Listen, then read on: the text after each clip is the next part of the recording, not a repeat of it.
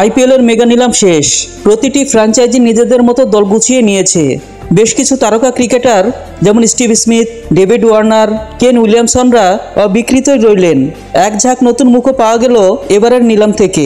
আইপিএলের ইতিহাসে এবার ঋষভ পান্টকে 27 কোটি রুপিতে কিনে নিল লখনৌ সুপার জায়ান্টস।